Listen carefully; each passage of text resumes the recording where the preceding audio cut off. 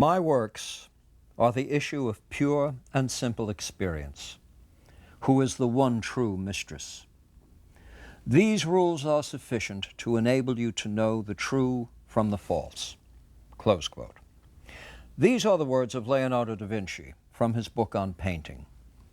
He writes at a time of witch hunts and the burning of saints, the burning of vanities in the town square, and an age that is already featuring Erasmus and Luther doing battle with each other on the question of freedom of the will.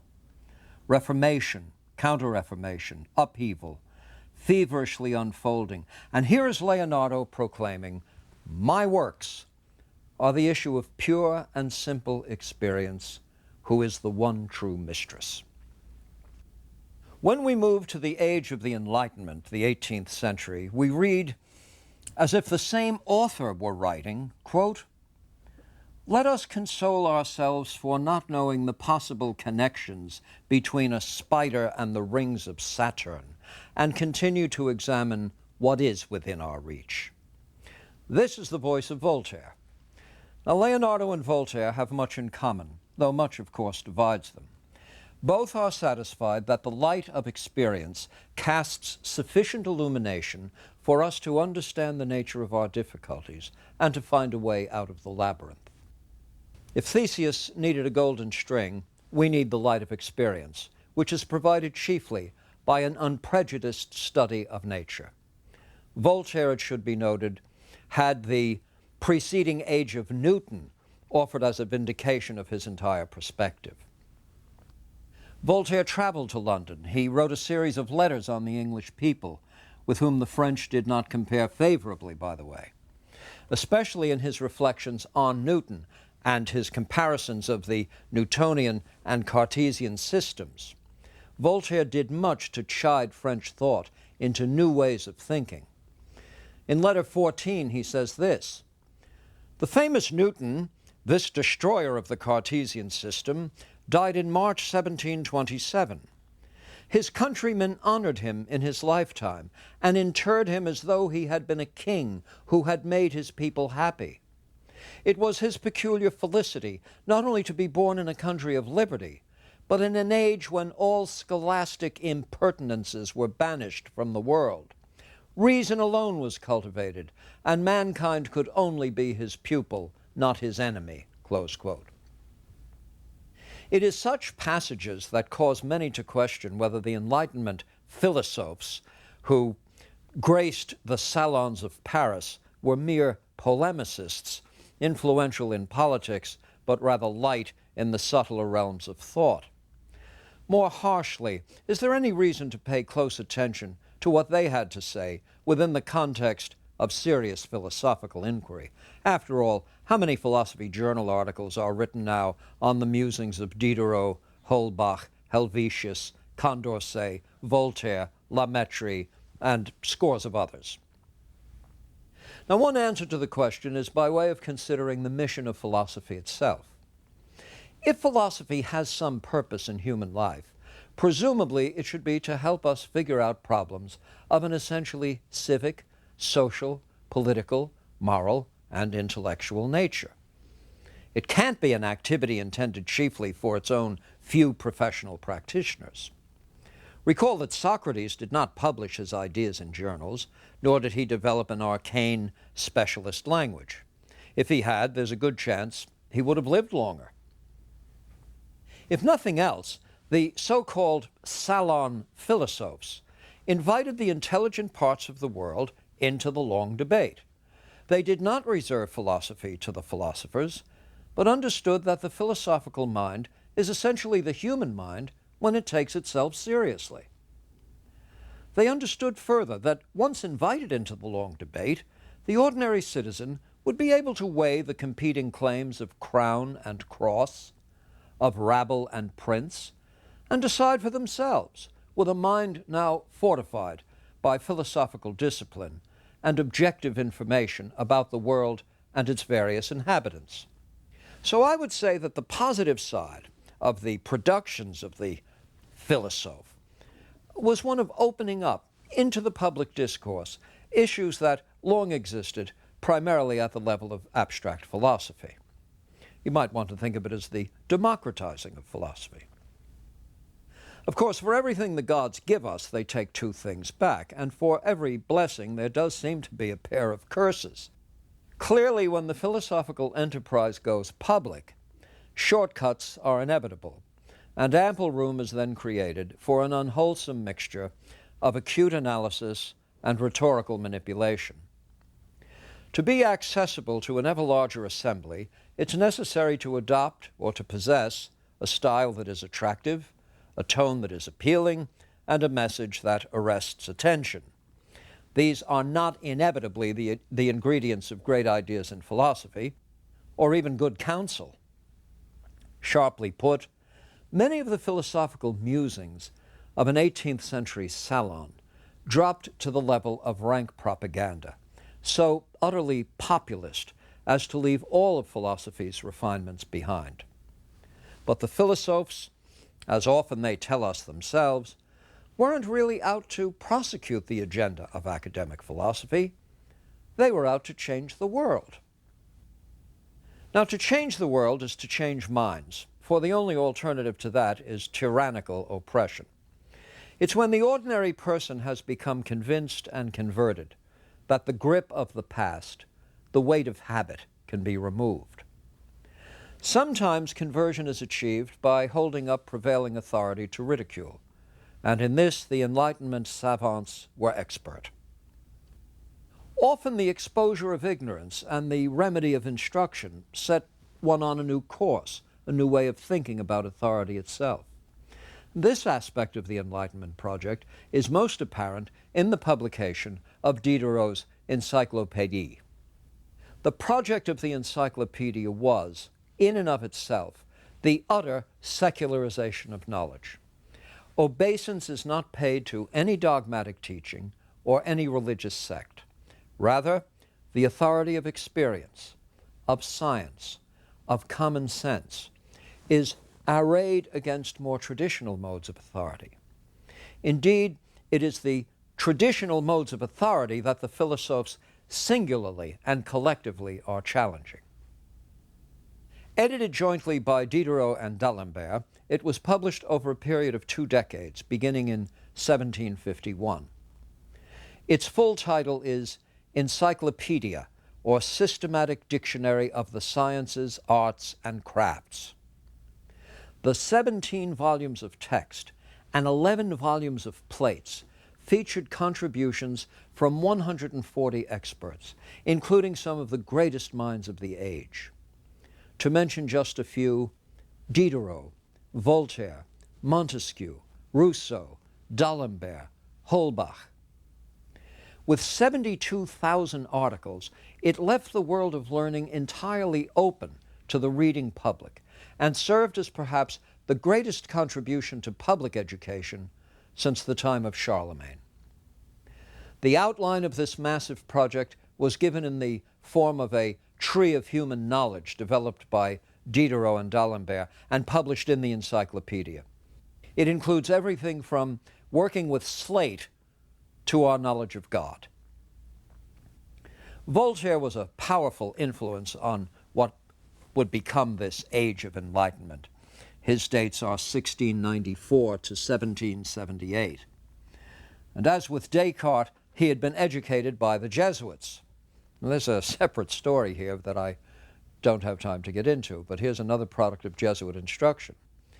Life in Paris nurtured his natural wit and literary genius, both gaining admirers and enemies.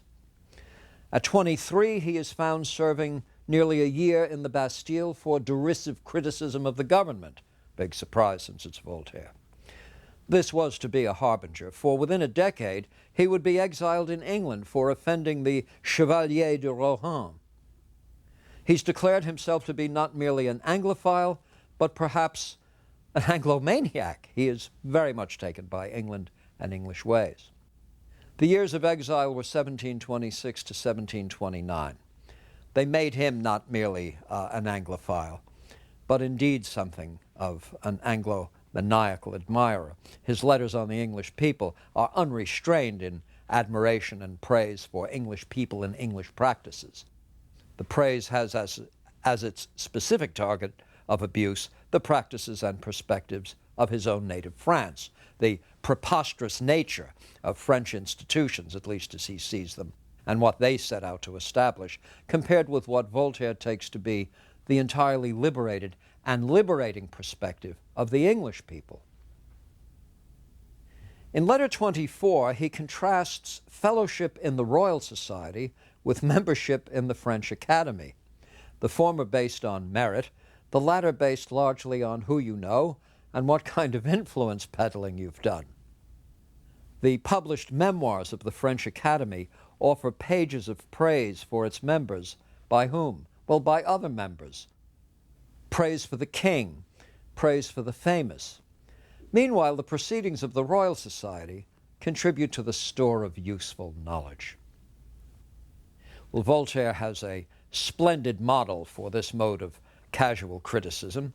It's Montaigne, whose famous essays, published in 1575, are a veritable celebration of secular knowledge, common sense, common decency, the right way to work through problems, the philosophies worth having, and the gentle ridicule of pomposities of self-appointed authority. With Montaigne, too, there is an enlargement of the discursive community, a movement toward the democratization of knowledge more fully realized in the Enlightenment. Voltaire is in the direct patrimony of Montaigne. Knowledge is wasted when used to vindicate mere belief. Rather, it should help us determine which beliefs are worth having. A secularized body of knowledge is naturalistic and practical. The concern is going to be with what makes itself accessible to the senses, the natural world, the world that is describable in physical terms. If a thing exists, it exists in some degree. If it exists in some degree, it can be measured. And when measured, it's known. Now, we find in the productions of this community of philosophically inclined wits interest in the calculus, interest in precision and precision instruments, enthusiasm for all varieties of machines and machinery. Very often, precision instruments are used metaphorically to point to what constitutes knowing something thoroughly. The metaphor of the machine is taking on a certain reality in its own right. Hobbes had conjured the Commonwealth itself as a kind of knowable, complex mechanical entity with moving parts designed to achieve certain ends. And Enlightenment thought, Enlightenment literature reflect the same orientation. Now, the wit and iconoclasm, the attention to precision and machines duly noted, it's time to turn to a mind of a radically different cast. Jean-Jacques Rousseau, 1712 to 1778. Surrounded by a small army of clever thinkers and masterful writers, Rousseau will come to trump them all in influence and celebrity. He is somewhat on the periphery of the glittering wits, the fashionable salons.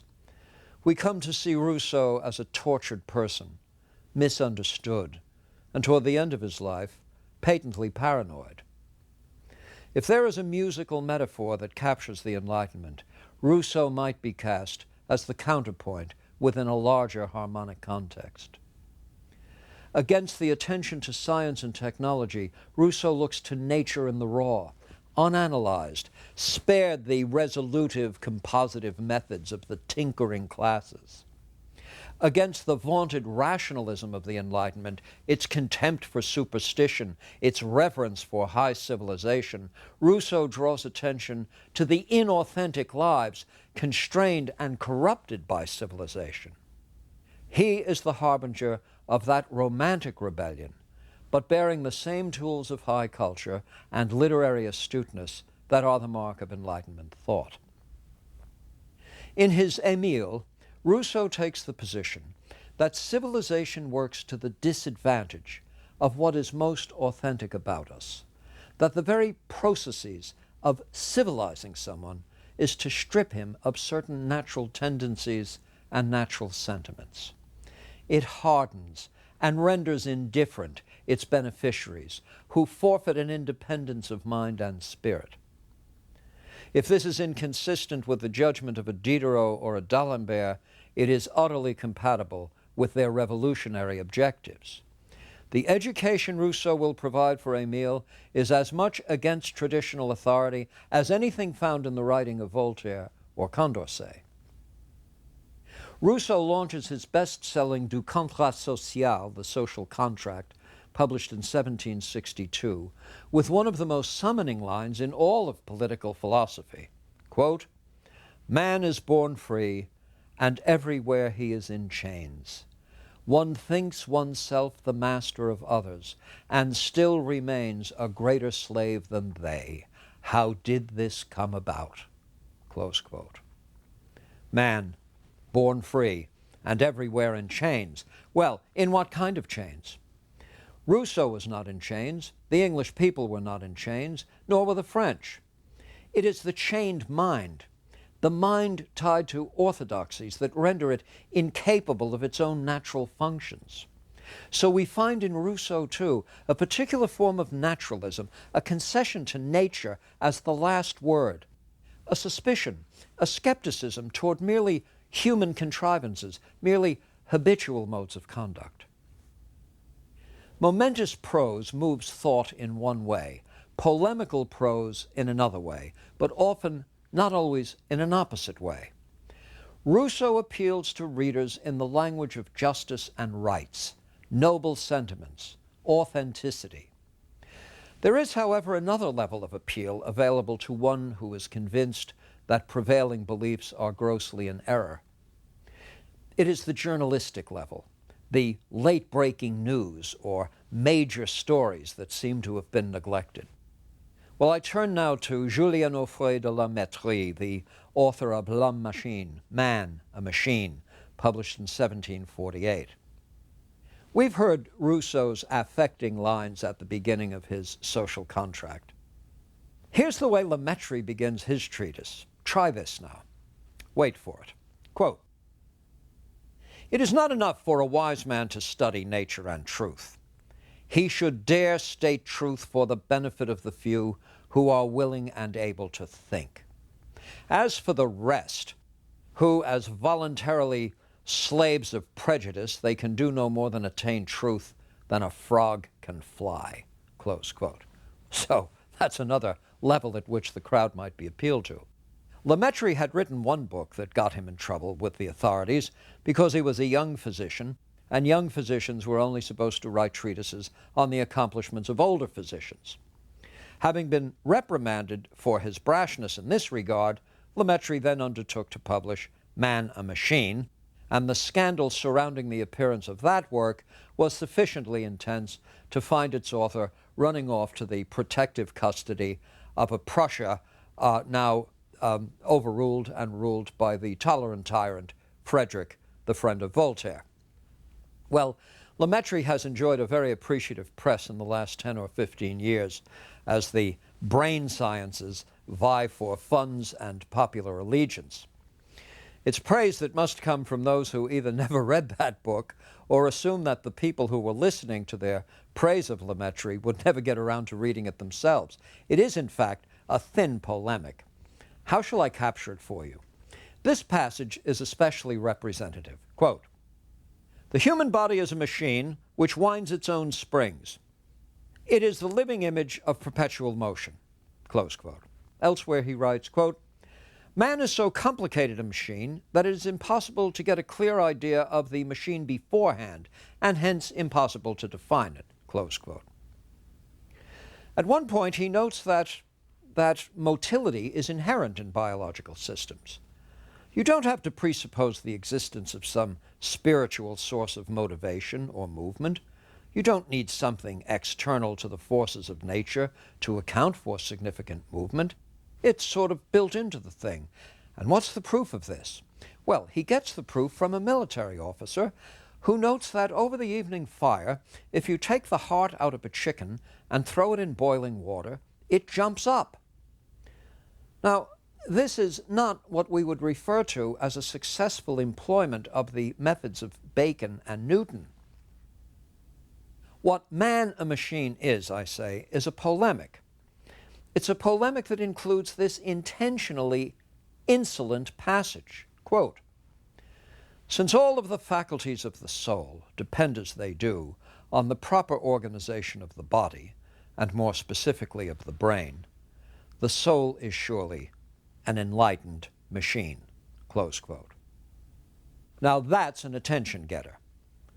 The soul, this most precious and transcendent of entities, this entity that most closely approximates the image of God within his creation, is an enlightened machine, an essentially mechanical contrivance. This is how learning and perception and motivation and emotion are thought to be understood. They're to be understood now in terms of basic mechanical properties of matter in motion, the body being a species of matter in motion. The thesis puts on notice all rationalist or transcendentalist or idealistic philosophies trying to make more out of man than a machine, even if an enlightened one. Now, another thing that we find in this period of philosophical agility, which is different from philosophical originality, I must say, is taking some developed philosophical work and, through the use of metaphor and exegesis, enlarging its teaching. One of the earliest translations of Locke into French was Condillac's. His 1746 essay on the origin of the understanding accords to the senses nearly everything that would be required for knowledge. And his 1754 treatise of sensation introduces the model of the sentient statue, a block of stone worked on by the environment, experiencing the impulsive assaults of a shaping environment. And out of these interactions, the block begins to take on the form of a recognizable being. The process continues, and through the result of an incessant interaction with a stimulating environment, the statue now comes to form elementary Lockean sensations, ideas, then more complex ideas. The point, of course, is that our essence does not precede our actual existence in the world, and that the kinds of beings we are serve as a record merely of the experiences we've had. Here's the prince and the peasant developed yet further and metaphorically. What goes into the making of a prince is not a divine ordinance, but traditions and customs that are man-made. They are inventions like gorgons. They're found nowhere except in the human imagination. Not long after this, Tom Paine, in his Common Sense, will speak of rank and titles as, quote, a magician's wand, which circumscribes human felicity, close quote. Tom Paine observes that nowhere in the book of Genesis does one find reference to a duke, a prince, or a duchess, that as such terms are used, one doesn't know whether they refer to a person or a horse or a dog. Again, the guide in all things is supposed to be nature. Newton and Bacon instructed us in how to read the book of nature without prejudice, without designated authorities, without adding our own preconceptions to the facts. Helvetius is in the same tradition of a radical environmentalist. In fact, Diderot will take exception when Helvetius at one point argues that the main difference between Diderot and some derelict in the street is just that they had different environmental histories. Diderot, himself willing to be a genial environmentalist, would not quite accept that account of his own achievements. But Helvetius recognizes in the world in which he lives that the classes that exist must have been made, they must have been manufactured, as it were.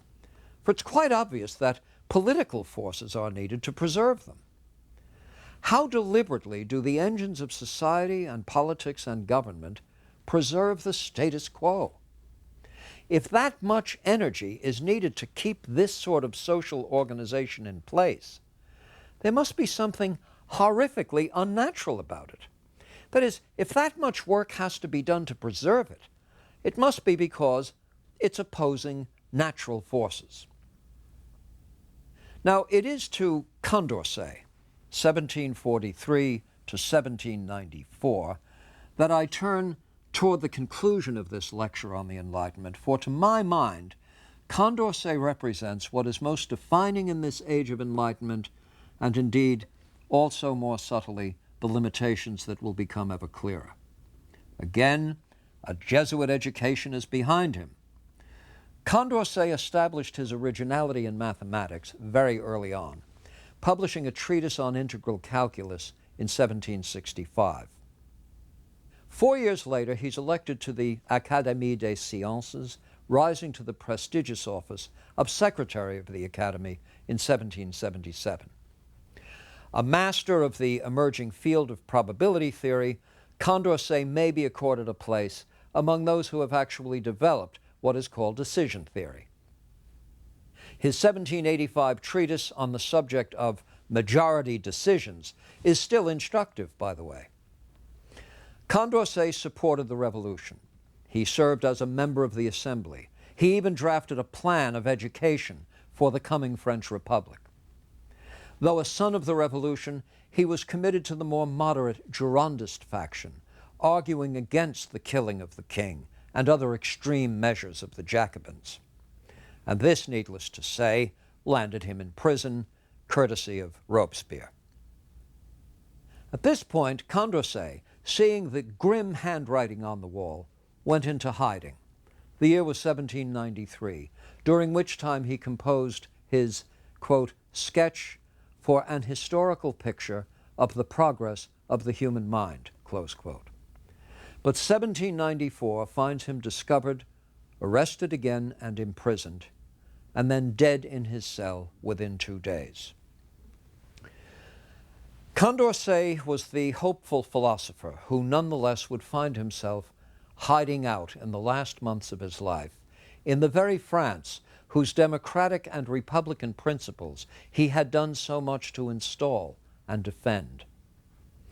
His final hours are overcast by the shadows of a terror that is going to consume everything that doesn't stand behind the new orthodoxy.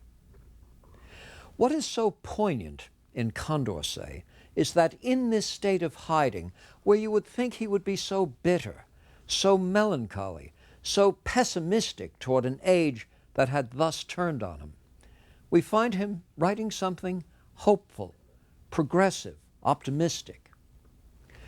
Condorcet reflects the dominant idea of this age, and he does so with special brightness and poignancy. It is the idea of progress.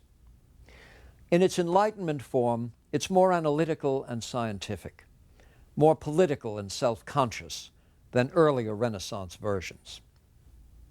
Yet for all of the classical revival elements of the 18th century, the classic revival in architecture, redolent of Athens and Rome, I say for all of that, for all of the self-consciousness that 18th century writers and thinkers had about their kinship with the classical world, the world of Cicero, the world of the Stoics, the world of Pericles, for all that, this 18th century idea is not quite compatible with the classical worldview. The classical worldview conceives of a cosmos organized by principles of harmony and proportion, the golden mean, the middle course is best, everything has its place and function, hopeful that whatever is good can be preserved in its state, a search for an absolute that has as its defining feature its unchangeability. What is unharmonious in the ancient world comes close to classical conceptions of sin. What is out of harmony, what is discordant, what is disproportionate, rebellious, revolutionary, is hubristic, it's to be shunned. Now, if we take that to be an essential feature of classical thought, the 18th century idea of progress couldn't be more different. The idea of progress is an idea according to which what is stationary is stagnant. The future is under no obligation to mimic the past. Condorcet's sketch of the historic picture, progress of the human mind, defends the plan to liberate the human imagination and in the process achieve something new, something untried in world history. This is not an Hellenic ambition. Even as he faces his own impending death, Condorcet rounds out his work by expressing a certain hopefulness for a grand association between science and society.